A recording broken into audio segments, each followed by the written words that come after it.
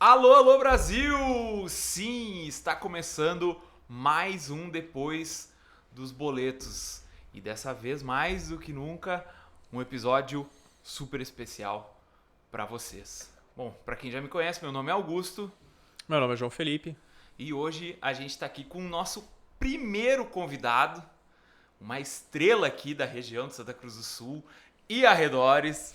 Cara, é uma felicidade muito grande estar aqui contigo hoje. Caio, seja muito bem-vindo. E se quiser aí pode se apresentar brevemente aí para nós. Obrigado, Tuto, pelo convite. Obrigado, João. Para mim é uma honra. Tô pensando se vocês não erraram o convidado, cara, porque depois dos boletos eu passo o dia todo pagando boleto, cara. Pois Tem uma é, coisa meu. errada aí, cara. Já tava anotado aqui para eu te fazer essa primeira pergunta, meu. Tu Não tem tá muito certo. boleto para pagar, meu? Todo dia, cara. Meu Deus. Mas é aquilo que a gente fala, né? Quanto mais imposto a gente tá pagando, melhor a gente tá ganhando, né? É verdade. Então, quanto mais boleto a gente tá pagando, significa que tá entrando mais. Sinal. Geralmente, né? Sinal do crescimento, né, É, João? exatamente. A vida fica mais difícil, é sinal que a gente tá crescendo, Tá né? vendo o copo meio cheio, né? Isso, exatamente. Tá certo. Mas me apresentando um pouquinho também. Sou ex-atleta de futebol. Ex-atleta, né? Porque tu já tá jogando bola de novo, né? Não, que isso. Isso é só uma brincadeira agora. Mas 10 anos de carreira profissionalmente, rodei bastante aí no interior. Acabei tendo uma segunda casa aqui no Futebol Clube Santa Cruz, onde eu fui capitão por muito tempo, encerrei minha carreira. Trajetória bastante legal. Paralelo a isso, eu consegui fazer uma faculdade de administração, graças a meus pais aí que me incomodaram bastante por isso, e eu agradeço. E depois que eu encerrei a minha carreira num episódio não muito bacana, mas que já passou também, encerrei por causa de uma doença, tive um câncer bastante violento na época. Mas foi superado e depois disso eu comecei a tocar os negócios do meu pai, os negócios da família, claro, com o auxílio dele, com o aprendizado dele. Mas logo já me senti entediado e comecei a fazer carreira solo. Primeiro com a Chef Gourmet, que é uma franquia de uma escola de gastronomia. Foi meu primeiro passo, Chef Gourmet Santa Cruz do Sul. E agora, junto com outros sócios, também estou no comando do Sports Bar, do Flâmula Sports Bar. Chegamos aí em meio à Copa do Mundo para fazer um alvoroço aí na cidade. Cara, que massa, meu. E são dois projetos que... Bom, a Chef agora tu tá fazendo um ano. Chef, a gente está fazendo um ano agora em março. É um ano aí que a cidade nos abraçou bastante. Sou bem. Estamos aí por volta de 300 alunos, fazendo um trabalho bem bacana de formação aí na cidade. Que massa. E o Flâmula começou na Copa do Mundo aí, questão de 5 meses? Quanto tempo faz? O Flâmula nós abrimos 10 de outubro. Acho que era uma conta rápida aqui. 5 meses. O Flâmula foi um desafio muito grande porque nós tínhamos esse prazo de Copa do Mundo. Pra gente, como estratégia de negócio... Tem que abrir, né? Tem que Bar abrir. esportivo tem que abrir.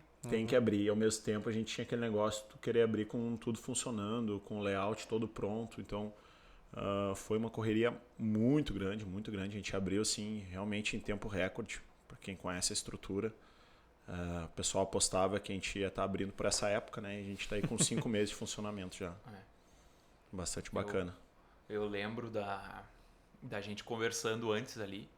Pra quem não sabe, eu e o Caio, a gente tem uma relação de amizade aí de uns 3 anos pra cá, muito por causa do futebol. E a gente tá sempre falando sobre negócio e tudo mais. E eu lembro da correria, literalmente, que foi pra fazer o Flâmula acontecer ali antes da Copa do Mundo, que era pra ser um start já...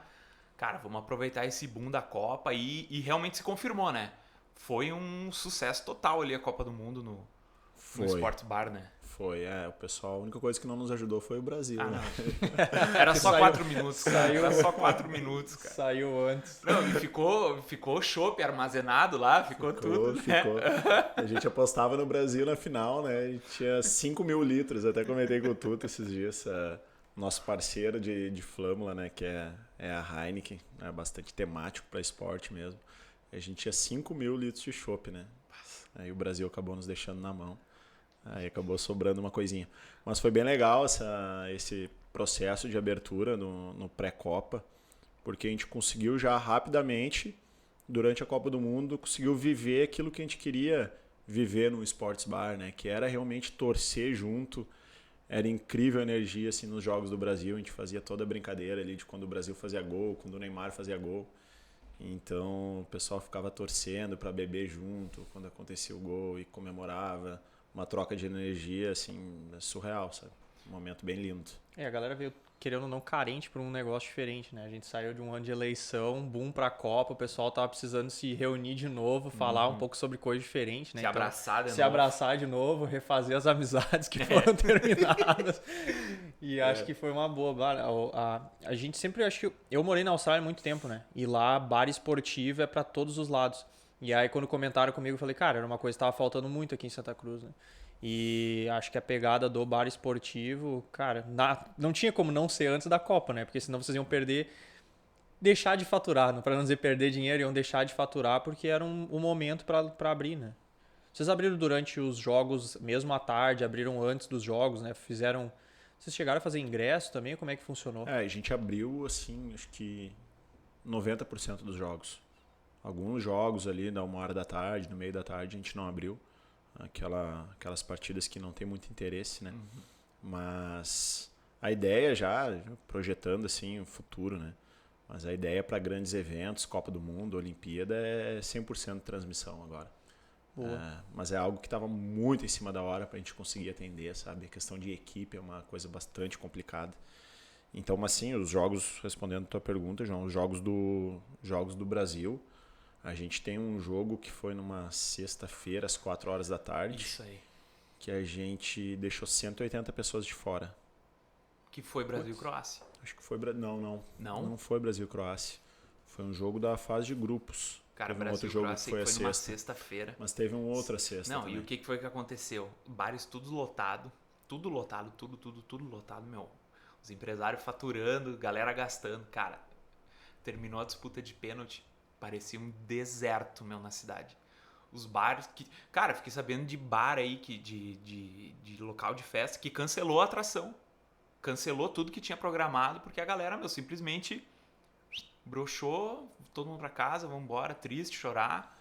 E já era, meu. Eu vivi isso na pele ali naquele momento, né?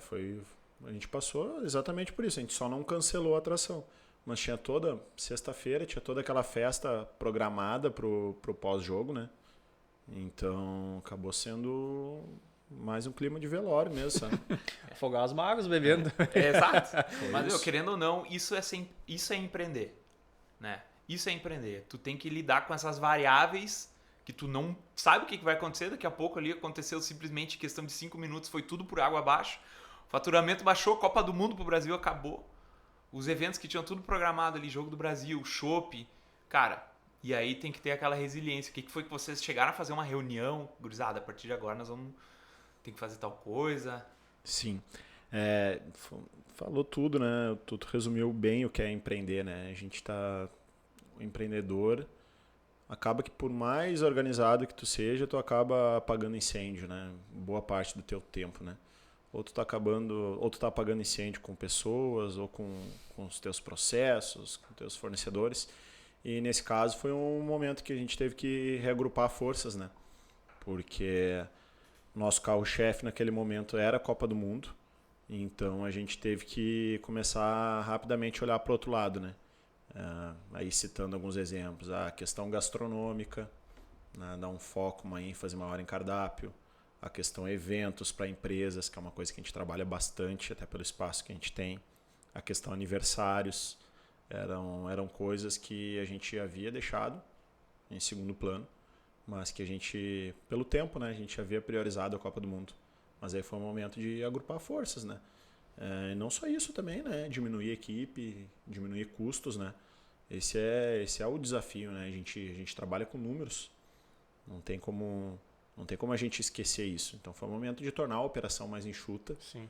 Ali na Copa do Mundo, a gente abriu uma operação com 21 pessoas fixas, né? Nossa. Isso é bastante gente para uma operação de bar e restaurante. Um negócio que 2 meses de duração. Exatamente, né? Mas isso é uma coisa que eu acho bastante acertada, sabe? Quando tu tá abrindo um negócio nessa dimensão, né? Tu começar com uma equipe maior. Tu tem bastante demanda no início, quando tu é novidade. E a gente estava falando sobre gestão de pessoas antes também, né? E sobre contratação. Tu não vai acertar 100% nunca. Então tu começa com uma equipe grande e tu vai filtrando. Tu vê aquele cara que quer crescer, aquele cara que está engajado. Até tu chegar na tua formação ideal de equipe, né? Que eu acho que é o que a gente tem hoje. Perfeito. Então, Vocês chegaram a sofrer muito, desculpa. Não, vai. Vocês chegaram a sofrer muito, porque eu lembro que a prefeitura estava tentando fazer muita coisa social, não, mas eles estavam tentando engajar bastante o pessoal para a Copa, né? E muita gente estava reclamando porque os bares estavam super lotando e outras partes do comércio nem tanto, né? Eu lembro que eles largaram, cara, não vou lembrar quando, mas qual foi o jogo, mas eles colocaram um telão muito próximo ali de vocês, inclusive, né? No meio da praça, começaram a botar coisas ali para vender e isso, querendo ou não, prejudicou ou não vocês? Não, a gente não foi afetado, mas muito parceiro de negócio foi, né? A gente não foi afetado porque a gente era um lugar próprio para olhar o jogo, né? Mas os lugares que não eram... Exatamente. Então a gente tinha um limite de pessoas, né? A gente tinha 210, 220 lugares sentados ali nos jogos. A gente não ultrapassava isso aí, não ficava ninguém em pé assistindo o jogo. Então é somente pessoas sentadas. Então a nossa lotação mesmo com telão ali na rua, essas ações da prefeitura, nós tínhamos a nossa lotação esgotada, sabe? Então a gente não foi afetado. Mas eu me coloco na pele dos outros parceiros de negócio, assim. Acho que foi na minha opinião, uma ação que ela deveria talvez ter sido comunicada com antecedência, né? Sim, porque daí leva aquilo que tu falou, né? Tu não foi prejudicado, mas imagina gente que também estocou, fez estoque de chopp, comida, etc. E do dia pra noite... Porque foi quase que do dia pra noite que eles... Cara, eu tava caminhando no centro e eles assim, peraí, tem um telão aqui gigante, eles fecharam a rua e vão passar o jogo. Aí eu fui até no Sorella lá pegar um café e falei, cara, o que é isso? Não sei. Apareceu aqui, pra nós foi bom, mas porque eles estão na frente do negócio. Mas foi uma operação ali que eles... Não sei, pros comerciantes, ou talvez não tenha sido uma boa estratégia, ao meu ver, assim, pra quem foi lá e quis assistir, acho que foi ótimo. Agora, pra quem realmente sobreviveu, teve que sobreviver daquilo, né? Até porque, quem sabe, acompanhou o comércio em outubro, durante as eleições, onde foi mais forte. Cara, todo mundo reclamou. O pessoal deixando de comprar tudo, literalmente, né? E aí, durante novembro, que era para ser o mês que eles iriam faturar um pouco mais, a galera começou a tomar umas ações um pouco erradas, eu acho. Para quem vive do comércio foi bastante complicado, porque pegou duas situações, né? Pegou a eleição em outubro e tu pegou a Copa do Mundo ali em novembro, dezembro, né? As pessoas acabaram esquecendo que havia o Natal, né? Sim, verdade. Então essa é a verdade. Agora sim, sobre o telão, a gente não sabia de nada também, foi uma surpresa muito grande. E ali, antes do primeiro jogo do Brasil, o primeiro jogo do Brasil não tinha telão, acho que foi a partir do segundo jogo. A gente achava que seria afetado. E até passa aquele pensamento um pouco egoísta, né? A gente fica ali, tomara que chova, né? Tomara que chova. Vamos jogar com o que a gente tem, não adianta, né? Vai entrar todo mundo aqui daí. Mas aí no fim E eu acho que precisou, até teve, né? eu acho que até teve um dia que choveu quando eles colocaram o telão em outro lugar. Putz, eu posso estar até confundindo com um show que eles fizeram, mas eu acredito que aconteceu isso. Não foi uma chuva, sim. teve, né? Teve. Mas é verdade, cara. Porque querendo ou não, putz. Que nem a mesma coisa que a gente fala, né? Tem gente que foi prejudicada, que foi os estabelecimentos ali, mas teve bastante gente que faturou com isso aí também. Não, com certeza. Mas é que teve assim, bastante gente que faturou. não tô dizendo que foi errado ou não foi, eu acho que foi mal pensado. Porque é uma coisa que dá deve... pra fazer uma coisa legal, Exatamente, uma coisa mais porque, harmônica. assim, Com são todo públicos mundo. também, né? São públicos, o pessoal que vai no Flâmula é um público, o pessoal que vai assistir o jogo na praça é outro público, então talvez também tenha essa questão de vocês não terem sido afetados, né? Mas pegar outros pessoal de boteco mesmo, cara, tu troca o boteco pra ir lá assistir um jogo na praça. Leva o teu coolerzinho, Leva o teu cooler. Cara, tu tu tira o cara do boteco, então eu acho que por isso que foi uma ação mal pensada, ao meu ver. É verdade. Mas É verdade. quando fazem, a gente reclama. Quando não fazem, a gente reclama também. Cara, mas então, mudando um pouquinho de assunto, hoje o negócio Flâmula, bem como a Chef Gourmet, que é uma franquia Chef Gourmet, Escola Chef Gourmet, Escola de Gastronomia Chef Gourmet, hoje é uma franquia. Quantas unidades nós temos no Brasil já? A Chef Gourmet ela tem 82 unidades vendidas. Que também é uma empresa que está engatinhando, né? Uma marca. 3 anos, né? Começou ali quase na pandemia, né? Um pouquinho antes. Começou semanas antes da pandemia. Isso. Isso para a franquia é uma franquia bastante jovem, uma franquia bebê, né? Então é uma franquia que ainda passa por muitos processos de melhoria, inclusive nesse momento. mas uma franquia que cresceu muito, expandiu muito rápido. Eu posso falar isso porque eu tenho a projeção de expansão do Flâmula, que ela é bem pé no chão. É isso que eu ia te perguntar. Desse projeto, tu pegou gosto pela franquia com a Chef Gourmet e agora a tua ideia com o Flâmula, tu e teus sócios, é franquear o negócio Flâmula, né? A ideia é transformar o Flâmula numa franquia. Praticamente não existe franquia de sports bar no Brasil. Tem um sports bar bastante conceituado que ele está espalhado em algumas capitais, 8 ou 9 capitais, mas são somente unidades próprias. É aquela que tem em Curitiba? Não é que tem em Curitiba. Não. Que tem em Curitiba eu visitei. Isso, essa aí mesmo. Não é o Fife Sports Bar. Uhum. A franquia que tem mais no Nordeste, lá Fortaleza tem, na Bahia tem. Uhum. Mas somente unidades próprias, então a gente tem uma questão ali diferencial competitivo, que eu acho que é importante para a franquia, que é a questão layout, a questão interatividade de bar. A gente está entrando agora com algumas brincadeiras de aposta, brincadeira de escolher time, brincadeira de competição, de virar cerveja, esse tipo de coisa que o brasileiro gosta. Brincadeiras estruturadas. Então a ideia é agora já, a gente está trabalhando para maio, tá vendendo franquia já, colocar a franquia na rua. Massa, meu, e massa. No nosso último programa aqui que a gente gravou, eu e o João, a gente falou das vantagens e desvantagens de franquear, né? De franquias. E a gente conversou, trocou uma ideia bem boa, até por isso que surgiu rápido o teu nome da gente trazer para cá, porque a gente precisava falar disso com alguém que entende mais que a gente sobre franquia. Né? E aí a gente ficou pensando, cara, qual é a vantagem hoje de eu ser um franqueado de um bar, de um sports bar, Boa. Agora eu tô quase vivendo os dois lados da moeda já, né? É verdade, tu tá nos dois lados. Exatamente. O cara que adquiriu a franquia e o cara que quer também vender a franquia. Sim. Eu acho que tu olhar com uma ótica de franqueado, como eu sou na Chef Gourmet. Por que a franquia pode valer a pena para ti ou não?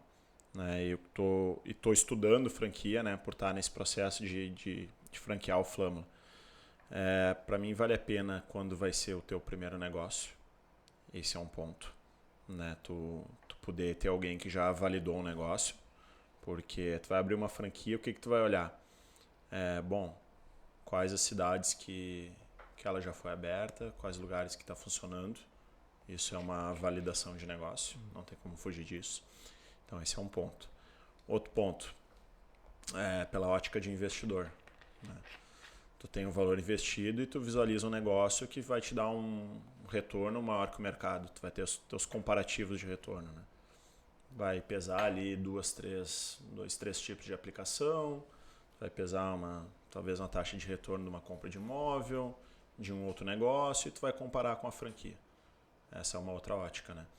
Então, tu olhando por esse lado, aí tu vai ver qual a franquia que é lucrativa para ti, qual que tem menos risco, qual que tu vai poder tocar sem estar envolvido na operação. No caso, você está olhando pela ótica de investidor, né? O que não é o meu caso na Chef Gourmet. Então, isso é uma coisa importante de olhar pelo lado do franqueado, né? Pelo lado do franqueador, aí sim acho que um desafio muito maior, né? Porque aí tem uma oportunidade de tu potencializar o teu negócio, né? Tu tornar ele exponencial, né? Tu poder replicar ele em vários lugares através de outras pessoas, né? Só que o que isso exige, as pessoas às vezes não conseguem mensurar, né? O nível de padronização que isso precisa, né? O nível de padronização que a lei exige, né? Questão de manualização, né? Tu tem que ter 9 manuais oficiais, né? Pro franqueado seguir, né? Isso as pessoas não sabem, né? O trabalho que é tu produzir esses manuais, Nem o nível de detalhamento. O que é isso? Manuais oficiais? Manual institucional, manual de operação, manual de abertura, manual financeiro. Isso tudo tem que estar escrito, bonitinho. Escrito, documentado e entregue para o franqueado, né? Então esse é um desafio muito grande. Obviamente eu não faço isso sozinho, né? Sim. Eu tenho uma empresa que me ajuda, né? Mas falando de sports bar, né? Primeiro porque falta de de concorrência no mercado, né? A gente não tem uma outra franquia de sports bar, a gente tem concorrentes indiretos. Então, claro, uma pessoa que vai procurar uma franquia para abrir, como é que é teu processo? Tu vai procurar em determinado nicho, vai procurar no nicho da alimentação dos bares. Então vai aparecer uma série de franquias. Esses são os meus concorrentes indiretos para quem está procurando uma franquia, né? Vamos lá, desde McDonald's, obviamente, até franquias menores são meus concorrentes, né? Mas eu acho que o sports bar ele se torna bastante atrativo porque tu pega um nicho de investidor bem legal, né? Tu pensa qual o jovem ali na faixa dos 30 a 40 anos que não quer ter uma franquia de sports bar. Um negócio ligado a esportes, ligado a, por que não, a apostas. É uma coisa que a gente está trabalhando, o mercado que está bastante forte. Está crescendo demais no Brasil. Demais. Ligado à música, ligado à balada, ligado à noite. Por que não ligado a mulheres? Qual o jovem solteiro que não quer ter uma franquia desse tipo, sabe? Tanto se ele for investidor, como se ele for o sócio operacional, sabe?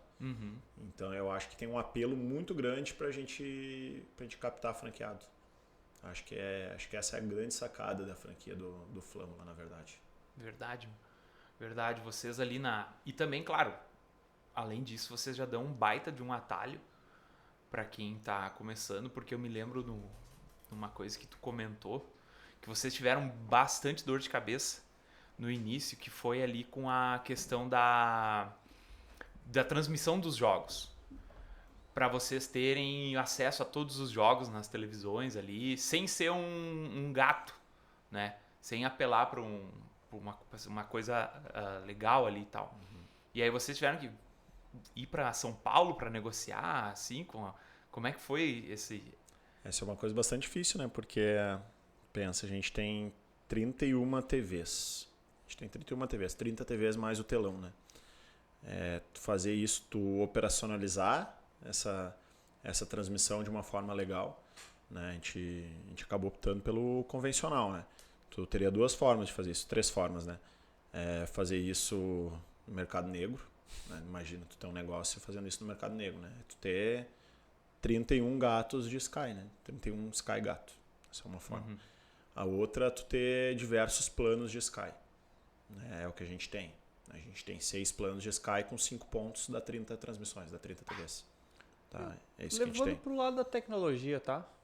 Sim. Se tu tiver, na verdade, em um computador, existem computadores que tu consegue ter saídas de até 12, por exemplo. Isso é um... Eu esqueci o nome agora. Eles chamam de rack. É um rack de transmissão. É um aparelho semelhante ao que tem nos hotéis.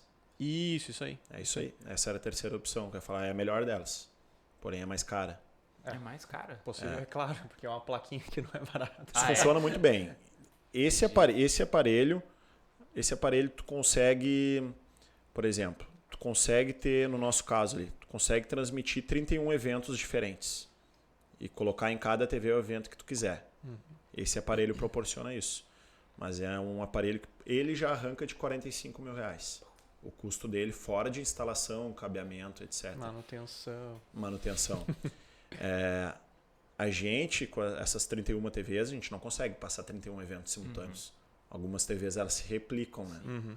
Mas a gente passa hoje, pegar a parte do streaming ali, a gente passa 14 eventos diferentes, a gente consegue passar. Tu não tem 14 eventos esportivos na TV, nem a pau. Nem um dia, nem no domingo.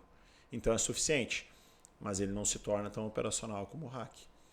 Esse é o universo ideal, que seria para nós ou para o franqueado, é o hack, certamente.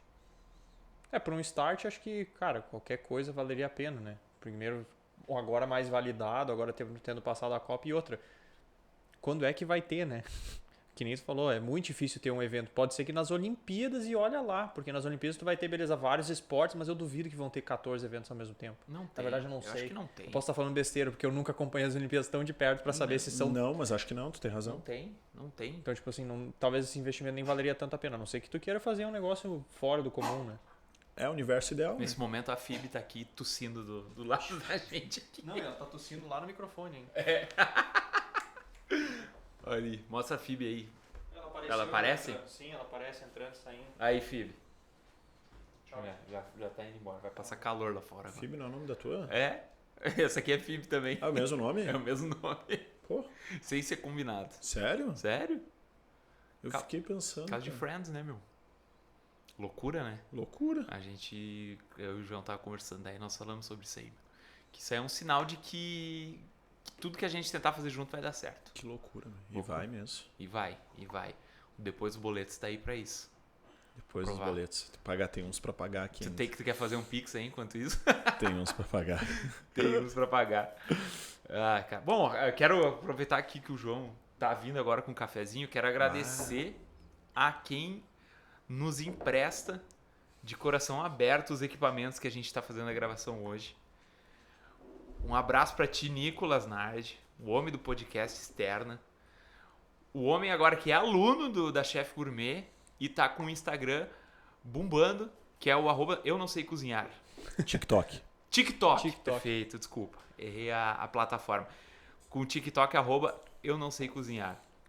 Diz que é um dos alunos mais aplicados lá da escola. Nicolas, né? parceiraço. Tá crescendo bastante na cozinha lá. Que massa. Aprendendo, evoluindo. Eu e o Nicolas, a gente tem uma história épica ali do Flâmula, do Jogo do Brasil, né? Porque o Jogo do Brasil... Não, essa é publicável. Publicável. Porque o Nicolas, ele gosta, né? Ele enxuga bem, né? A gente tava acelerado. O Jogo do Brasil, a gente dava uma dose do licor da casa lá, a cada gol do Brasil. E na estreia, o Brasil ganhou 2-0? 3-0? Foi Richarlison fez 2 gols, 2-0. E ali passou o primeiro tempo. O primeiro tempo pra gente foi um caos ali, na verdade. Nervoso, né? foi O primeiro nervoso. tempo foi nervoso e a gente ainda não tinha trabalhado a operação com tanta gente, apesar de ter sido super bem dimensionado, né? Teoricamente. Caiu a energia elétrica lá do Flâmula lá.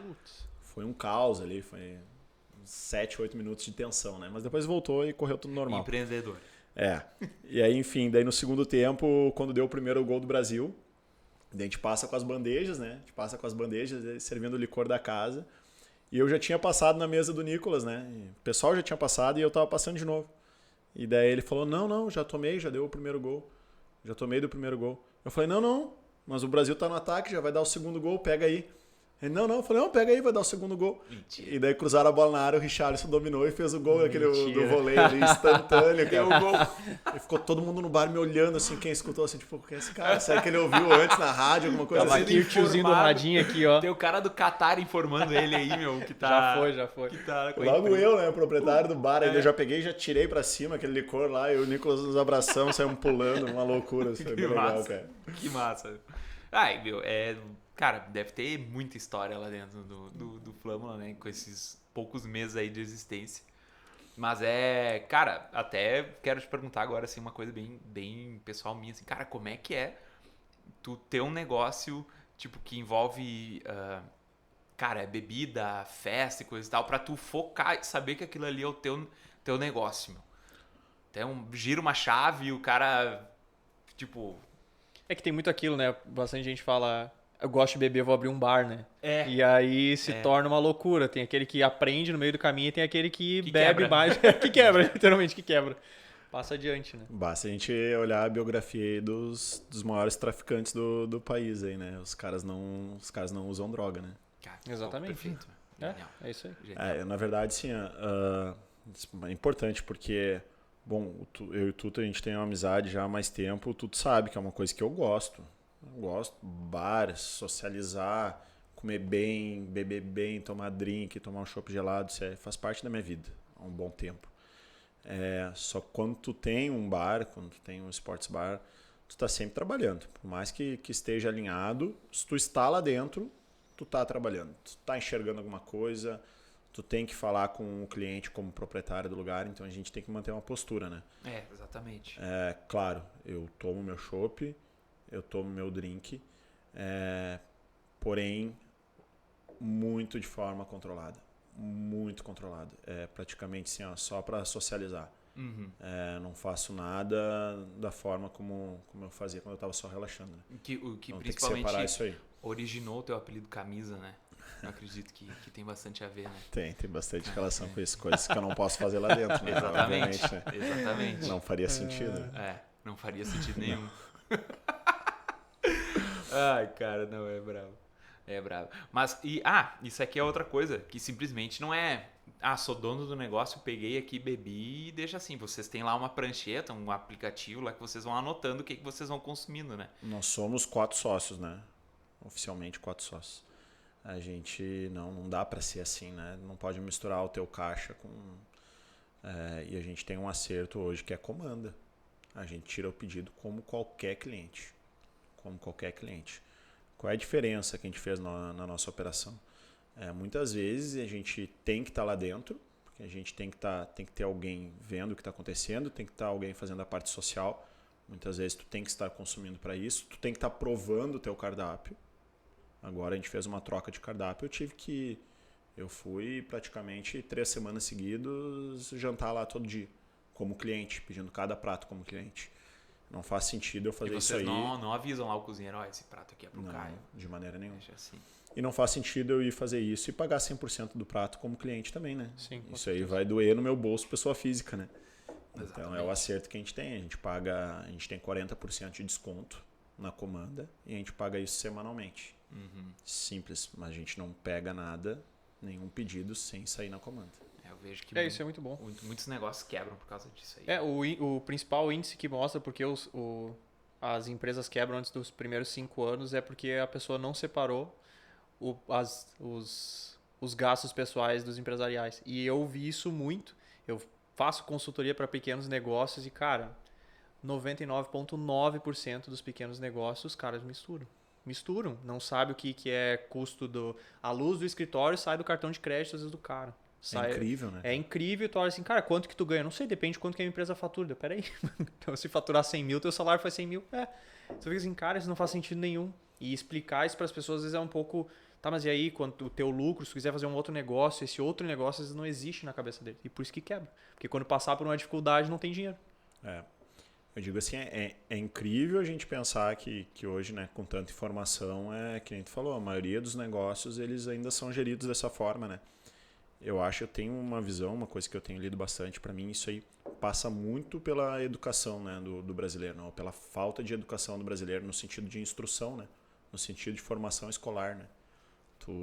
Agora que tá vindo mais numa pegada, mas acho que engatinha muito essa questão, tu ter uma formação um pouco de educação financeira, um pouco de empreendedorismo, sabe, dentro da escola.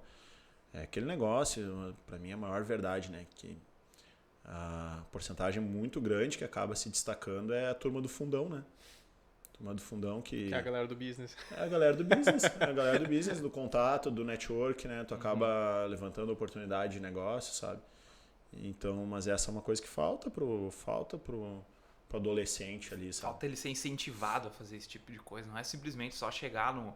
Hoje a escola, ela tem que ser usada principalmente para um lugar para tu conhecer gente, tu saber conversar, tu saber fazer networking, tu entrar para uma comunidade, tu se sentir uma pessoa do mundo, do que simplesmente tu entrar lá, com cabeça fechada, senta ali na primeira mesa, decora as fórmulas de matemática e vai para casa.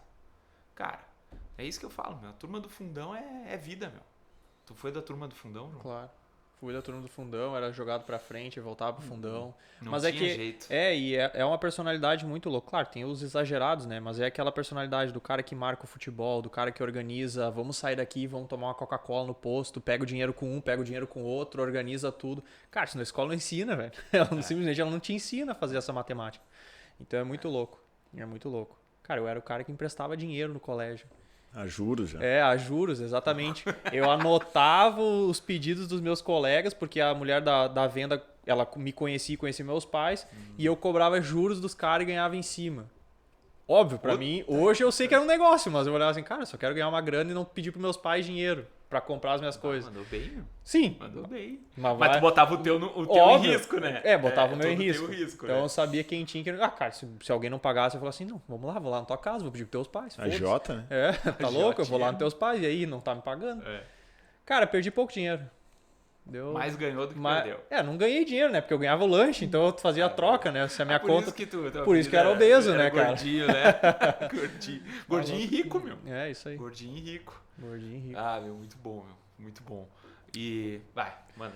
Cara, vamos lá. A semana passada, que nem o Tuto falou, a gente tava falando sobre franquias, vantagens e desvantagens, né? Tu falou ali os principais pontos positivos, mas o que tu considera hoje os pontos negativos de ser um franqueado? E talvez tu até consiga enxergar futuramente sendo franqueador também. Porque uma das coisas que eu falei pro Tuto que... o porquê que eu tava buscando antes franquia de café e tudo mais, que é um negócio que eu gosto bastante, que é o principal, não ter que me preocupar com coisas além, né? Data festiva. Cara, a franquia vai me dizer, olha, estamos fazendo, sei lá, vai ter um cookie especial, um café especial no Natal, na Páscoa, enfim. Então esse tipo de coisa o cara não precisa se preocupar, né? Mas é claro, sempre tem algum ônus para ter aquele bônus, né? Então, eu não sei se tu consegue enxergar, porque às vezes tu... Sim, consigo já hoje. Eu vejo duas principais desvantagens, né? A primeira é matemática, né? Tu tá trabalhando para um terceiro, né? Claro, tem diversos modelos de franquia, né? O pessoal acha que existe somente aquele modelo tradicional, né? Tu paga uma taxa de franquia e tu paga uma porcentagem mensal para os caras sobre o teu faturamento. Não, tem uma série de modelos, tem modelos de franquia que tu não paga taxa de franquia. Tem modelos de franquia que tu não paga royalties, por exemplo. Paga mensalidade, né? Isso é muito variável, né? Mas em todas elas, tu tá trabalhando para um terceiro. O cara que vai ganhar mais dinheiro é o teu franqueador. Não é tu. Não tem matemática que prove o contrário, né? Então, ponto, em primeiro lugar. Segundo lugar, a limitação de processos, né? Limitação para tu agir, para tu criar novos produtos, para tu mudar alguns processos internos. Falando da minha franquia, a minha franquia ela tem um nível de padronização bastante grande de layout e de exigência de estrutura física, bastante grande mesmo, né? Isso supervisionado pelo CEO da marca. Né? Coisa de tu ter que trocar um cartaz de lugar porque ele está 30 centímetros acima do que era para estar, sabe? Então, um nível bem grande de padronização. Isso te dá uma dor de cabeça muito grande. Imagino. Muito grande a abertura, sabe? Tu tem que seguir um manual de abertura ali de negócio, de layout, assim, à risca mesmo. Mas acho que o que me incomoda um pouco em franquia é a limitação de processo e de criação de novos produtos. Eu acho que seria o principal, sabe? Porque no fim é tu que tá à frente do negócio. Tu sabe o que tá dando certo e o que tá dando errado, né? A gente tava falando ontem, acho que foi, que tu tava falando a relação de tempo de um curso, né? Então tu consegue enxergar a reclamação do teu cliente dizendo assim, cara, 2 anos para mim é demais. Ou então, que nem tu falou das crianças, né? A criança ela vai ficar 1 ano e meio, deu 1 ano, ela saiu de férias, trocou de turno, cara, ela perdi Sim. Porque não tem, ela vai trocar de turno, ela vai ter outro compromisso, então esse tipo de coisa tu enxerga como franqueado, né? E aí tu consegue dar esses feedbacks, às vezes a franqueadora diz, não quero, não vamos mudar, e tu fica naquele, mas eu preciso mudar. E ele vai te dizer, não quero mudar, e é isso que vai acontecer, né? Perfeitamente. Falando da minha franquia, né? Que é a experiência que eu tenho, falando da Chef Gourmet. No início isso era bastante engessado. Tu vinha com essa visão, tempo de duração do curso, evento para empresas, cursos rápidos como o de sushi que vocês fizeram. Nada disso a gente podia fazer, nada disso podia ser trabalhado. Os workshops não existiam antes? Não, só existia workshop no formato de divulgação. Não era workshop lucrativo. A gente não podia cobrar por isso. Putz. Somente para levar cliente lá para dentro, remarketing, o cara que ficou na trave ali, bateu na trave e não matriculou. E tu vê, desculpa te interromper, mas eu possivelmente não teria feito o curso se fosse um workshop gratuito. Porque eu pensava, vai ter muita gente, vai estar assim, vai estar assim. Eu não ia fazer. Aí o Tuto falou, eu falei, cara, quanto? Tanto. Tá, vou fazer. Eu sei que vai ser uma turma limitada, eu sei que o professor vai me ouvir se eu falar, porque num workshop tu fala assim, cara, venham aí. E tu vai lá, tu já sabe, cara, eu não vou meter a mão no peixe. No caso do sushi, eu vou, tu já sabe que vai ficar meio espremido. Infelizmente é isso que passa, né? Sim. E aí tu olha assim, cara, é um jeito de deixar de ganhar, querendo ou não, né? É louco. Foi uma coisa que me deu muita dor de cabeça no início, sabe? Dor de cabeça diretamente, assim, falar com o CEO da empresa. Olha, eu tenho um nicho aqui de empresa querendo fazer evento na minha escola, por que eu não posso fazer? Eu tenho uma demanda do curso de sushi, por exemplo, do curso de risoto, por que eu não posso fazer? Não, fora do processo. Eu consigo entender que isso faz parte da maturação hoje da empresa como franquia. Eu não tinha também, eu era muito... Sou ainda, Eu tô aprendendo ainda, né? Um empreendedor muito jovem, né? Mas aquela ânsia de querer fazer as coisas do nosso jeito, sabe? Eu não consegui entender a ponto de querer arrumar briga mesmo com a franquia, sabe? E esbravejar e reclamar pro Alexandre lá, que era o cara que me escuta lá, que é meu braço direito. Então hoje eu consigo entender que agora, por exemplo, que a franquia trouxe, agora que eu posso fazer evento para a empresa, agora eu posso mandar para a franquia uma ideia de curso rápido, que nem eu fiz, drinks de verão, passar pela aprovação deles, sushi, risoto, cozinha italiana, sabe? E agora a franquia também já vem com outra dor do franqueado, que era o tempo de duração dos cursos, mexeu em tudo isso, tirou algumas coisas que não faziam sentido, sabe, das ementas. Eu entendo que tem um estudo por trás disso, que a franqueadora tem um pedagógico para estudar, sabe, que as coisas não podem ser da nossa cabeça.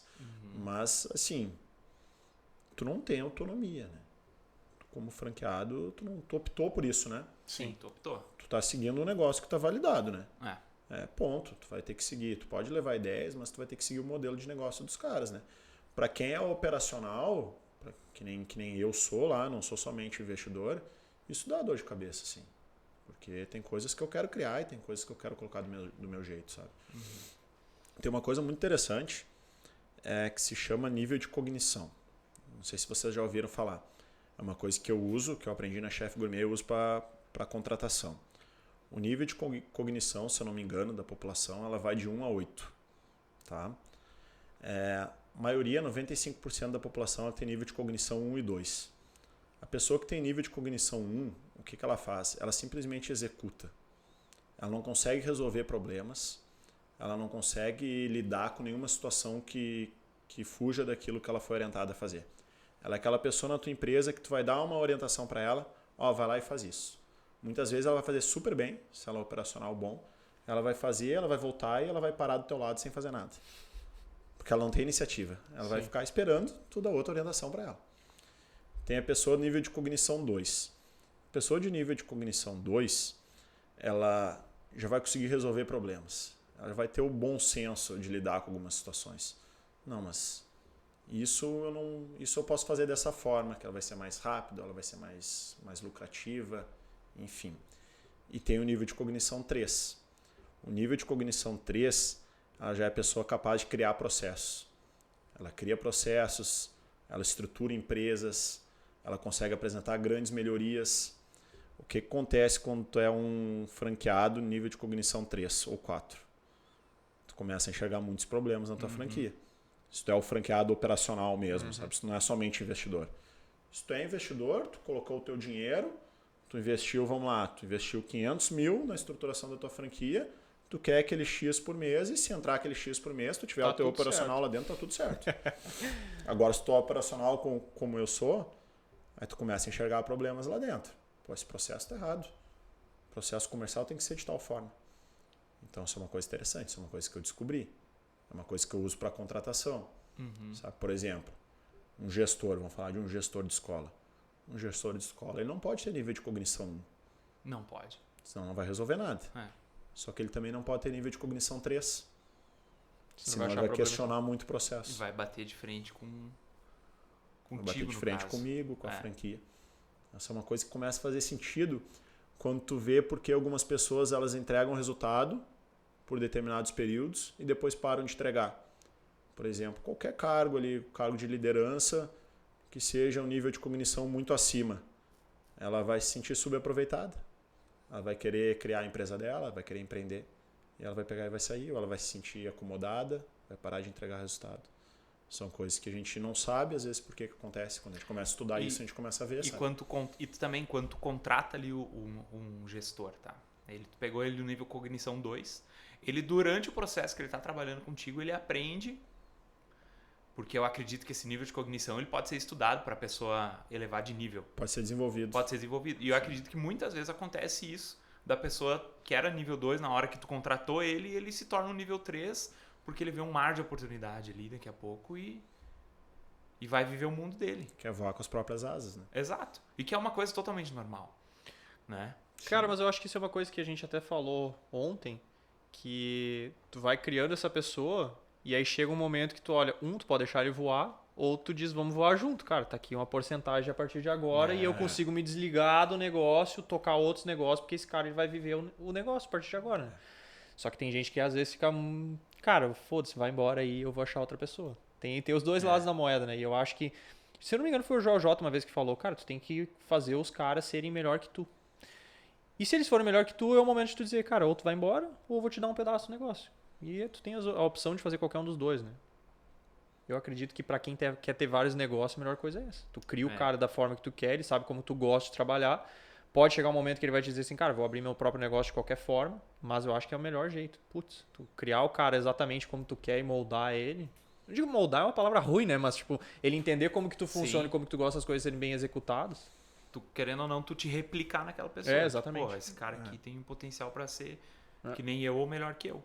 Isso que o João falou é o que a gente quer, né? É o que o empreendedor busca, né? O cenário ideal da gente desenvolver pessoas, ter alguém que entregue resultado e que tu possa confiar a porcentagem do lucro do teu negócio, né?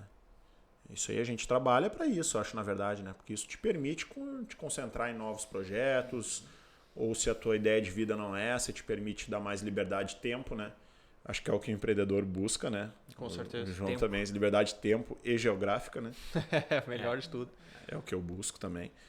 Então, eu tô passando por esse processo lá com o Alexandre, né? O meu gestor ali que... Teu braço direito lá. Meu braço direito de chefe gourmet, de vida pessoal, de tudo.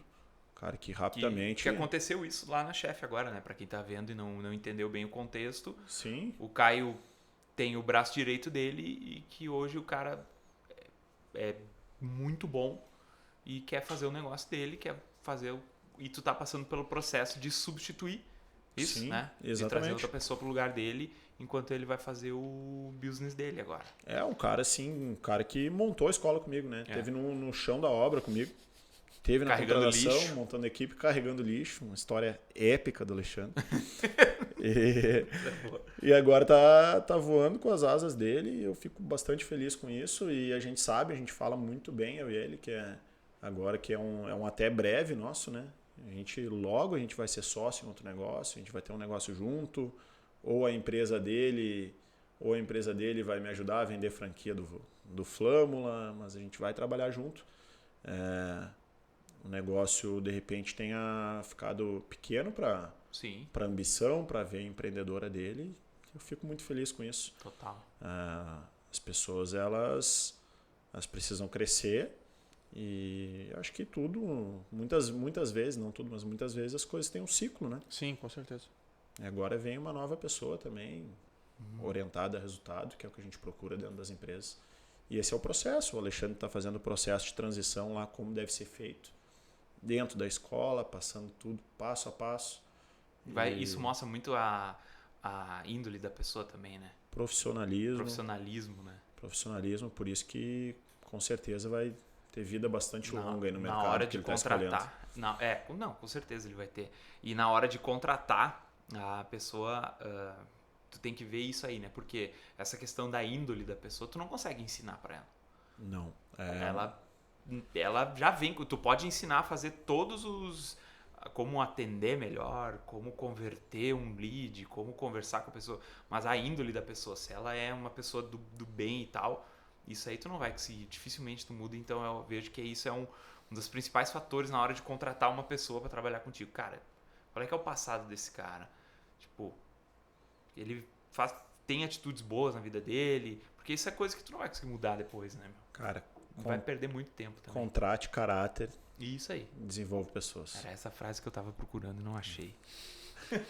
O Alexandre sabe muito bem. Eu usei esse exemplo numa reunião do comercial, agora de início do mês, né? Reunião que a gente trabalha as metas do mês, que a gente distribui as metas para cada consultor.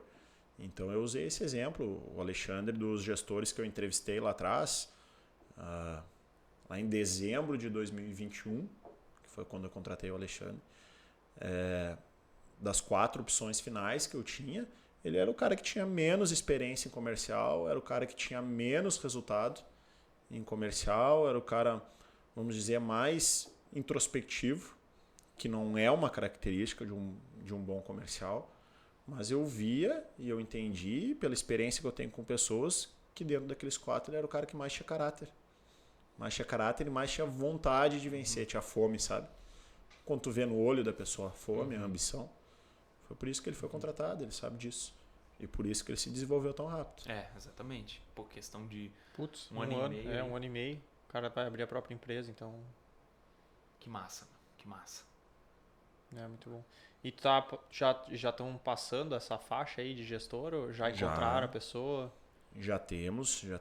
Uma grande responsabilidade para quem vai chegar agora, hein? Uma grande responsabilidade, vem com uma carga de resultado já entregue, né? Boa. Vem com a mesma expectativa. Bastante interessante que está chegando, está fechando um ano. Então já vai ter uma comparação legal ali com o primeiro ciclo de trabalho, né? Uma pessoa também que dá para ver bastante orientada para resultado. Hoje eu já tenho essas ferramentas de contratação que eu não tinha no passado, que é nível de cognição, que é perfil comportamental. Isso é uma outra ferramenta que eu uso, né? Perfis de dominância, de influência, analítico, né? Tu tem teste? Isso. Tu tem teste para isso? Teste. Tem. Teste. DISC, acho que é. DISC. Isso, DISC. É. Cara, é um teste que tu faz e não tem como errar. Tu vai saber qual é o perfil da pessoa, para onde que ela tá mais voltada. É muito bom. O teste, o DISC é perfeito para te saber onde que tu vai colocar essa pessoa. Sim. E às vezes é bom tu ter um perfil diferente cada um quando tem uma equipe de vendas, sabe? Mas vale a pena. E é um testezinho assim que não é uma prova. Não, só vai te dizer a tua personalidade, Sim. como que tu... O que você faria nessa situação. É, isso aí. Sim. Não tem certo ou fiz, errado, né? Quando Sim. tu responde, né? É só já para ver o fiz teu isso aí, perfil. É interessante que isso foi uma ferramenta que eu já tinha buscado essa alternativa numa plataforma, mas sem saber exatamente o que eu precisava. E a franquia, num treinamento que a gente fez em outubro em Palhoça, a gente tem reunião de franqueados a cada 2 meses, reunião presencial, né? A gente tem toda semana online, toda semana, uma vez por semana. Mas tem presencialmente a cada 2 meses, é sorteado. Primeiro sorteia o estado, que vai ser, e depois sorteia qual unidade, né, que vai receber. A gente teve em Palhoça em outubro. E foi uma ferramenta que nos apresentaram. Não só o teste, o DISC, mas de cada funcionário, de todo o teu organograma de funções dentro da escola, tu saber cada função exatamente qual o perfil comportamental que tem que ter. Hoje a gente tem isso mapeado dentro da Chef Gourmet. É claro, tu vai seguir ele 100%? Eu não sigo ele 100% hoje. Eu já tinha uma equipe contratada, eu tenho bons funcionários, por exemplo, uma secretária que não tem exatamente aquele perfil que precisa para o cargo, mas ela entrega resultado, ela entrega o trabalho dela, ela não tem por que trocar, sabe? Não é um meio, é um caminho, né? Ele te dá ali algo. Cara, se tu não sabe o que tu tá fazendo, isso aqui vai te ajudar. Sim. Mas se tu sabe o que tu tá fazendo, tu pode até ignorar, que nem tu falou, tu já tinha pessoa, ela não tem o perfil, mas, cara, ela tá entregando resultado, que é o que me interessa e é isso, né? Exatamente. Mas ele ajuda pra quando a pessoa não tem noção nenhuma de contratação. Eu pra não dizer odeio, eu tenho pavor do início de uma contratação, assim. Lá, de fazer a conversa, me explica aí do passado, o que tu gosta, o que tu não gosta, porque eu já tive alguma entrevista, cara, de gente maluca, assim, ó. Que nem ele. Não, cara, é porque assim, tem a galera que mente descarado em currículo. Eu já menti em currículo. Sim. Eu já menti em currículo, mas assim, cara, mentido, tipo assim, eu sei o básico e vou dizer que eu sei. Pra se me perguntar, eu vou dizer assim, eu já li alguma coisa. É aquele intermediário espanhol que tá em todos os currículos. Mas é que, cara, portunhol, né? O Sabe que eu tenho portunholzinho. uma amiga que morou no México por muito tempo e o trabalho dela ela trabalhava para uma empresa grande lá, gigantesca, e o trabalho dela era desmentir as pessoas que botavam que sabiam falar espanhol no currículo. Tipo, sentava aqui, vamos conversar, e perguntava as coisas e já sabia. Tá, tu não sabe, tu mentiu no teu currículo. Próximo. Legal, né? Cara, essa parte de contratação é uma parte que eu gosto muito, cara. Eu gosto muito, assim, é o principal que eu gosto de fazer.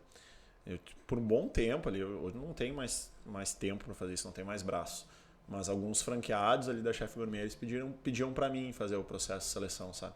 Não todo, né? Mas chegava ali uma dúvida final e eu fazia. Depois de uma fase, acho que é interessante. O problema no início, aquela parte de descartar algumas coisas, sabe? De fazer o filtro inicial. É que eu nunca utilizei, quer dizer, para não dizer nunca, eu já utilizei agências, que eu achei horríveis. As minhas experiências com agências foram muito ruins. Então, eu recebia muito currículo quando estava contratando desenvolvedor e olhava assim, cara, tu olha o currículo do cara assim, top. A primeira pergunta vem, por que tu tá desempregado?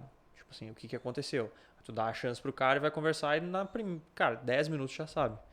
E é chato tu sair numa entrevista. Eu não sou o tipo de pessoa que vou sair numa entrevista, tipo, dizer, cara, vai embora. Não, eu vou escutar toda a história do cara, pra daí vai passar 15, 20 minutos, eu já sei que eu não vou contratar a pessoa.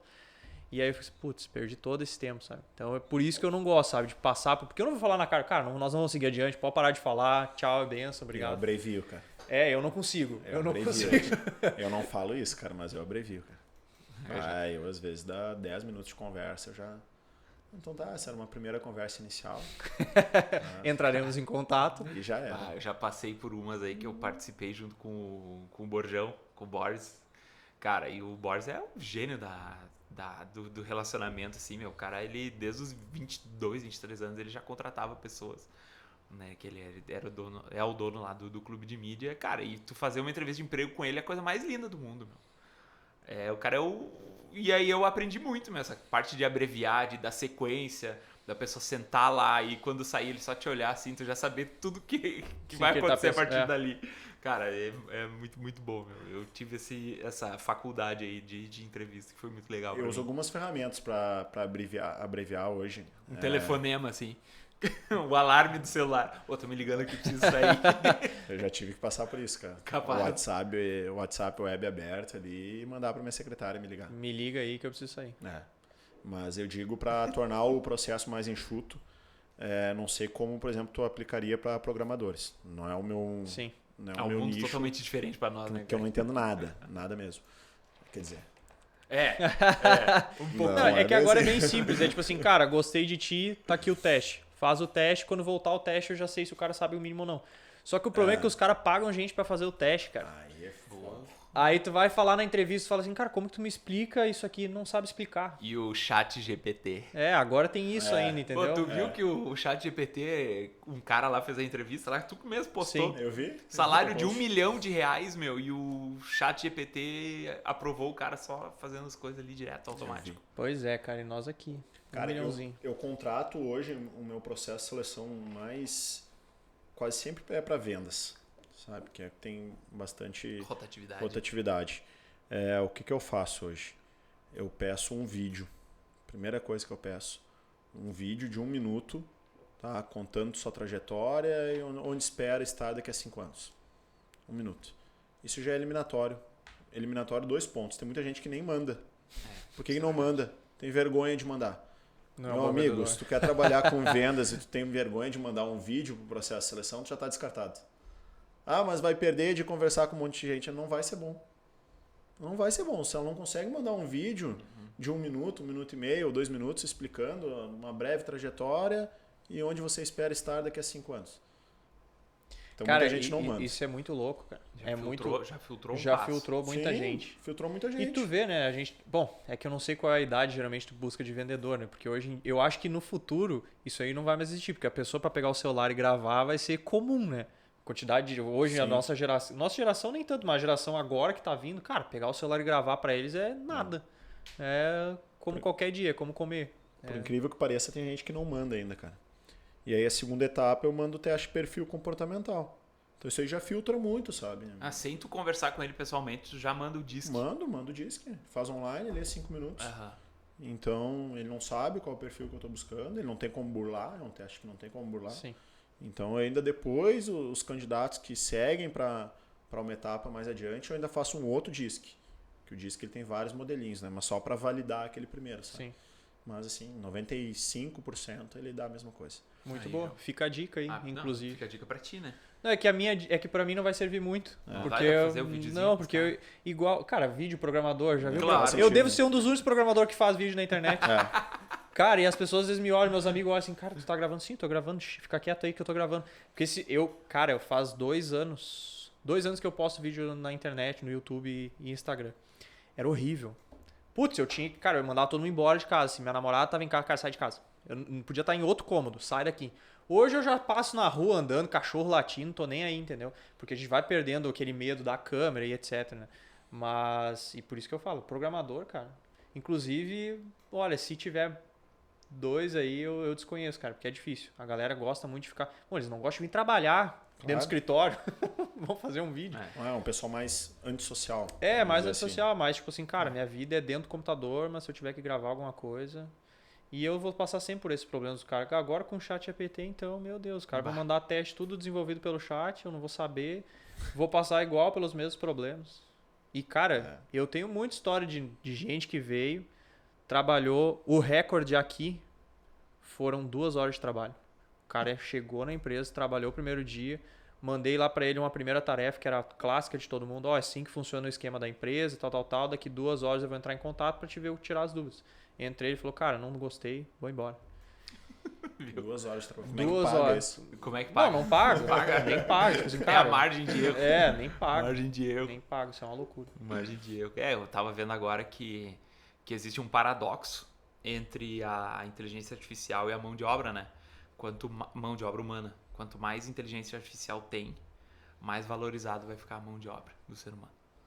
Faz sentido. É que é o que a gente falou, né? Cara, vai ter inteligência artificial, mas alguém tem que ir lá e dizer o que eu quero que ela faça. Sim. Beleza? Eu não sei se vocês já viram os vídeos, mas de um robô nos Estados Unidos que eles destroem ele se auto reinstaura. Ele vai lá e monta as peças dele, dá tantas horas ele consegue fazer ele de novo. Cara, é bizarro. Esse vídeo é maluco, porque é um robô que ele vai lá, eles dão um tiro, destroem todo ele vai lá aos poucos, porque ele tem, se eu não me engano, ele tem vida em cada uma parte dos membros dele, ele vai se remontando. Aquilo lá é assustador. Nossa. Tipo o Exterminador do Futuro. É, lá. tipo isso. Aquilo lá é louco, cara. Tem aquela máxima lá que aconteceu.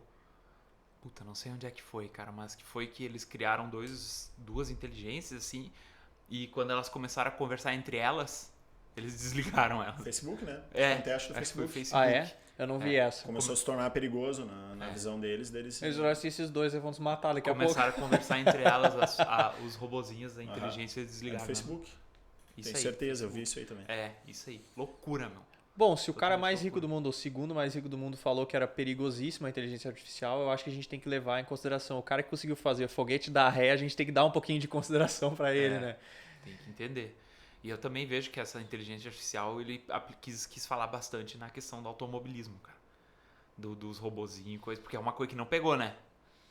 Não tem jeito. Cara, Eu vi, cara, tava dando uma lida aí É que que- a galera tá ficando meio de cara com esses É que o que freio acontece? Eu automático, não coisa sei. e tal.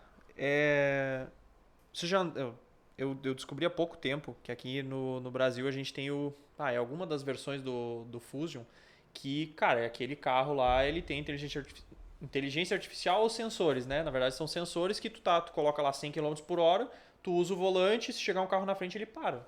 Cara, pra mim é um sensor que para, não é uma inteligência artificial. E nos Estados Unidos que ele tava falando dos carros da Tesla, era justamente que o problema é tipo assim, se atravessou uma pessoa na frente, ou então o cara Entendi. deu... Mas, cara, é muito louco. Eu andei já num Tesla e é maluco, assim. O panorama que ele faz dos carros ao redor, toda a montagem de filmagem, aquilo lá é muito fora do comum. Só que tu nunca vai saber, que nem foi o Uber processado lá, que uma criança, um cachorro se atravessou... Não, foi um cara de bicicleta, se atravessou na frente, foi atropelado e não deixaram mais o Uber fazer as viagens com inteligência artificial, né? Cara, eu fechei um portão em cima do meu carro por causa desse sensor. Um Nivus que tinha sensor para tudo, tinha 500 km, tinha pego zero na concessionária. Fiz uma viagem, voltei e aí tô entrando no portão, o portão é aquele que fecha em cima do carro. Aham. E eu demorei um pouquinho para entrar, tava no celular, o portão, comecei a entrar e o portão começou a baixar, mas tranquilo, já tinha acontecido outras vezes com outros carros, dava para passar normalmente, eu fui passar, só que o portão começou a ficar perto do carro e o carro travou. Putz! O sensor detectou e o carro travou. Ele achou que tinha que parar, Ele parou. achou que tinha que parar, mas beleza, ele poderia parar e se eu rapidamente acelerasse eu ainda saía. Mas eu tinha 500 km, eu não tinha passado por aquilo ainda. Então pra mim o carro travou e pra mim foi uma surpresa, porque eu olhei, mas o que foi isso? No que eu olhei no painel pra ver o que tinha acontecido, o portão Bateu. Já era. fechou em cima do carro. Mas que puta que pariu. Com 500 que km, loucura. sabe? Então acontece, claro, evita um monte de acidente, mas acontece o contrário também. Também. Certamente. Mas Também. é que é aquilo, a gente precisa aprender como utilizar também, né? É. Então, tipo assim, querendo ou não, é um teste que eles acabaram passando contigo, mas assim, cara, a gente precisa resolver esse problema que vai acontecer com diversas outras pessoas. Ou melhorar o sensor, não sei, porque o sensor se vier de cima, você tem que parar o carro, não tem. Inteligência artificial é tentativa e erro, né? Exatamente. Agora o carro já sabe que tem que ir. Tem um Tesla que desligou, tem um vídeo aí, desligou num túnel aí. esses tempos aí, desligou do nada. Tava numa versão demo ali, um modo de direção que tinha sido liberado. E aí o cara foi utilizar e ele simplesmente parou no meio do túnel. Deu um engavetamento ali atrás dele, ali, sei lá, de uns 30 carros mais ou menos. Caralho. Tem o vídeo no Instagram, é absurdo. Mas ele parou de soco ou ele foi Parou parando? de soco? Essa é loucura, meu. Dá, isso Parou é de loucura. soco, o cara na pista da esquerda. No Imagina túnel, o na cara pista sem cinto de rápida. segurança, deitado aqui, porque o carro tu dirige deitado, né? Bum, só dá o nego voando. Loucura. Meu, chegamos aí na hora do empresário, Caio Pellegrini, precisa ir. E em nome aí do Depois do Boletos, a gente quer te agradecer, meu, por esse exímio episódio que a gente acabou de gravar, de fazer aí agora. Uma conversa boa, né? Uma troca muito boa. Passou rápido, né, meu? Passou Muito rápido. boa. Bastante conteúdo. Quando o Flâmula estiver franqueando, sinta-se à vontade de vir aqui, Não, falar um pouco mais sobre o negócio, né? Porque Caio vai ter que voltar aqui. vai ter que voltar, Tem com certeza. muita história que a gente nem chegou perto de falar ainda. Hoje só falamos assuntos sérios, né? É. Depois os É boletos. que esse aqui esse aqui é um programa sério. Programa de família. Apesar do tudo estar aqui, o programa é sério. Cara, eu me seguro muito aqui. Me seguro muito aqui. Não, semana passada a gente falou de fofoca, cara. Então teve uma, Momento tititi. teve umas fofocas. aí. Fiquei sabendo de cada uma aí que aconteceu. Mas para mim foi um prazer mesmo, a presença assim, me sinto honrado mesmo com essa troca. Eu aprendo bastante conversando assim com vocês. Infelizmente tá na minha hora mesmo, tem uma reunião importante agora. Sports Bar, né? Sports Bar não tem como fugir hoje do mundo das apostas esportivas, né? Então, assim, é um mercado que está crescendo cada vez mais. E essa reunião que tu tem agora. Essa reunião que eu tenho agora, bastante importante aí nesse sentido. Depois da reunião eu já vou jogar minha bolinha. Ah, é? Vamos jogar hoje? Coisa que eu não faço nunca, é verdade, eu não consigo, não tenho mais idade, não tenho mais saúde, então eu só jogo campeonato hoje, né? Só jogo ou no cancheiro, que nem eu joguei ontem, Ou no senão eu jogo amador final de semana, né? Hoje eu acho que depois de um ano praticamente eu vou jogar de brincadeira com meus amigos. Com o Marcinho Gaúcho lá? Com o Marcinho Gaúcho. Tá. Então tem essa reunião agora, depois migro para Rio Pardo, lá eu jogo minha bolinha. Lá em Rio Pardo? Tem um churrasquinho depois. Verdade. Então agora tem isso aí, tudo esse roteiro aí para fazer. Rio Pardo vai ser pequeno hoje. Não, devagar, né? Amanhã Não falo por ti, cara. Fala por essa turma de Gambá que vai estar lá. Amanhã tem futebol, é 7 da manhã, já tem que 7 da manhã, futebol aí. Claro, Que isso, cara. claro. Pô, bom, rotina insana. Bom, tu segue bastante rotina, né? Sigo. A minha vida é rotina. Eu saio do meu equilíbrio, assim, se eu saio muito da rotina, sabe? Eu tenho que ter minha atividade física, apesar do que o Instagram mostra, né? O Instagram não é a vida real, né? Me alimento super bem, tenho que dormir bem, isso aí faz parte para eu render no meu trabalho, faz parte para eu estar bem para jogar. Tu sabe melhor que ninguém o problema que eu tenho hoje com lesões, né? Então, Bastante. enquanto minhas lesões atrapalham nossos resultados, né, de cancheiro, né? Exatamente. Então tô procurando me cuidar cada vez mais nesse sentido também, até por causa da idade, né? Gosto de jogar, gosto de competir. Acho que depois nós vamos ter que fazer um programa só pra falar de mindset. Pô, legal. Pô, Esse tema. O do Joel J. Meu, o Kai tem cada coisa, meu. Eu aprendo todo dia com ele, eu aprendo alguma coisa, meu. Mas uma principal, assim, que tu me mandou foi do vídeo do Suárez, atacante do Grêmio, que ele cria mini batalhas imaginárias na cabeça dele contra os adversários, contra um zagueiro em específico e tal. Ele cria uma guerra na cabeça dele contigo, assim, tipo, tu me deu um tranque no último jogo, aí a gente vai se encarar de novo, ele já começa a te provocar, já começa pra ele se automotivar e fazer uma guerra. Ele saiu do UFC, né? Pode falar. Ele saiu do UFC. Podia ele fácil. tem um jeitinho de lutador, cara. Maluco. Jordan fazia isso, né, cara? Jordan foi o mestre de fazer isso. A gente vê no documentário lá, né? E, cara, eu sou assim. Eu igual, eu crio. Tu viu milhões de exemplos, né? Eu fazendo isso, sabe? E tu consegue aplicar isso nos negócios também. Consigo também. Acho que a gente precisa, às vezes, o bom é tu seguir uma rotina, né? E tu render, né? Mas tu tem que te violentar pra se motivar de alguma forma. Tu tem que fazer isso, né? E eu faço isso e vem dando certo. Vem dando certo, tá aí a prova. Cara, acho que é isso. Fala aí, João. Então tá, acho que é isso, eu não tenho mais muito a acrescentar. Na verdade eu tinha, e a gente foi falando e eu olhei assim, cara, a gente falou sobre tudo que eu queria perguntar, porque pra mim a gente falou muito mais sobre a questão das franquias que a gente queria trazer, porque eu falei bastante coisa semana passada. Dei umas chicoteadas e também não dei, porque era uma coisa que eu estava estudando bastante tempo. E, enfim, tu trouxe bastante coisa que a gente queria ouvir, eu não digo, mas bastante dúvidas que a gente tinha, acho que bastante gente ficou. Bastante gente entrou em contato comigo no Instagram e falou, começou a me dar umas outras visões de franqueado e franqueadora, né? Que no fim, eu até anotei aqui que a gente falou das vantagens, só para finalizar, que é a questão de, tipo assim, primeiro negócio, né? Quando é o primeiro negócio, eu acho que faz muito sentido, porque para te ter uma experiência, ou se tu tá planejando, no teu caso, tu já estava planejando franquear um outro negócio, acredito eu. Sim. Então, tu estar dentro de uma franquia faz com que tu tenha essa aprendizagem, né? Um negócio validado, que é verdade. Então, tipo assim, não tem um risco tão grande, porque já deu certo em outros lugares, que a gente fala, né? Então, tipo assim, vou lá e vou copiar. Vou abrir um chefe gourmet em outra cidade, já sabe que, cara, já funcionou em diversas outras cidades. Então, eu não vou correr um risco tão grande. E aí entra o terceiro, que é a diversificação. Já estou investindo num CDB lá 100%, já tenho um terreno, já tenho um imóvel lá que me rende X mil reais por mês, mas agora eu quero um ganho maior. E talvez a franquia seja a resposta para essa pessoa que está saindo dessas rendas fixas e quer ir dar um passinho um pouco maior. E aí acho que é o meio termo entre abrir o próprio negócio do zero. Então a franquia, na minha cabeça, respondeu dessa forma, sabe? Então acho que foi só para fechar. Perfeito. Esse episódio de franquias aí. Um resumão aí. Fechou com chave de ouro, né? Feito. Passou a régua, falou Isso aí. tudo. Valeu, meu. O próximo é sobre mindset. Então, Mindset. viu o vídeo hoje do João sobre Minuto Milionário, né? Joel J. Esse cara é bom, cara. Monstro. Esse cara é bom. Espetacular. Ele tem o curso Performance. Performance e o Caio Carneiro, se não me engano, tem o Vence. Eles são sócios ali naquela...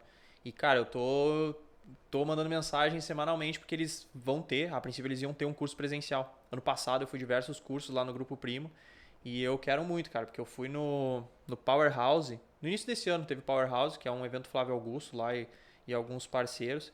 E, cara, esse louco falando não tem como, cara. Ele entra na tua mente de uma forma, eu não sei se é a questão dele ser atleta, né? O atleta tem muito aquela briga com ele mesmo. Cara, Sim. eu por mim, apesar de ser, no caso a natação é ele por ele, né? O futebol já não é tanto, tem uma equipe, então tu não depende só de ti. Mas que quando eu li o livro do próprio Michael Jordan, ele fala, cara, é uma equipe. Mas então eu tenho que liderar pelo exemplo. Então se eu vou acordar todos os dias 4 da manhã, eu vou treinar mais que todo mundo tem que seguir meu exemplo. Né? Mas enfim, se a gente for falar disso louco, agora, nós vamos gravar um novo agora. Então tá, muito obrigado. Perfeito. Era isso. Valeu, gente. Valeu. Se inscreve aí, né? Nós sempre esquecemos. Se inscreve no canal, clica no botão de gostei e compartilha com a galera. Isso aí. Valeu. Valeu.